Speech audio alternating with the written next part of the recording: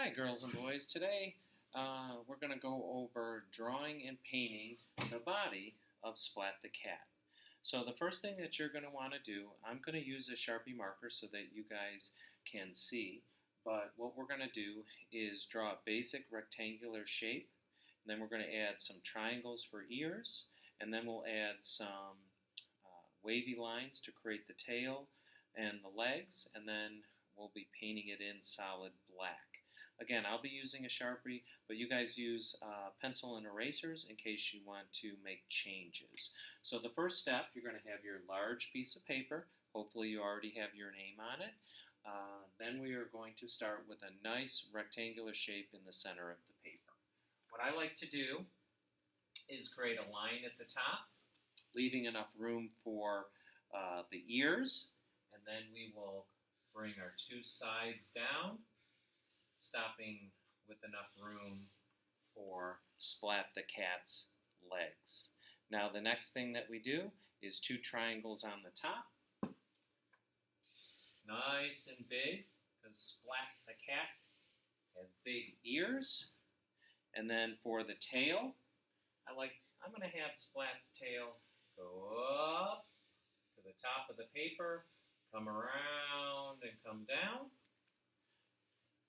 And then his legs, maybe I'll make his legs today just come straight out, and we're going to put some round circles on the ends for his little feet, which will add claws eventually.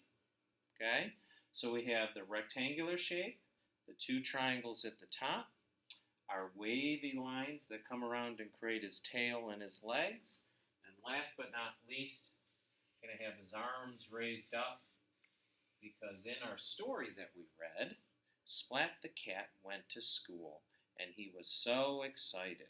So we're going to have one arm coming up, and I think with his tail here, we'll have another arm sort of coming down. And once we get our drawing done, the next step is to add our paint. So we're going to be using a nice red-handled flat brush and our black paint in our trays.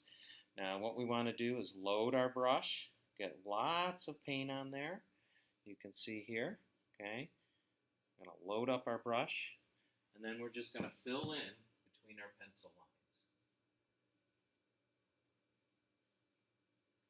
I'm starting with his ears. Load my brush again.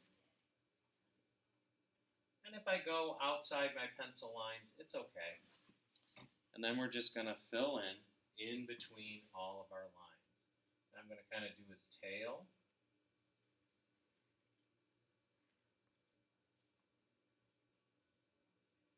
And we want to make sure that we are painting away all the white of the paper.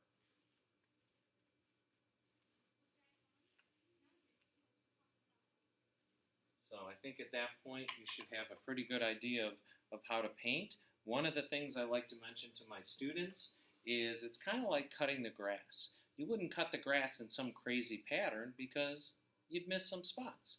So for painting, it's the same thing.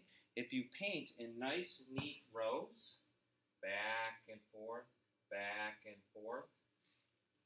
you tend not to miss spots, okay? So I'm going to let you go ahead and finish painting Splat the Cat.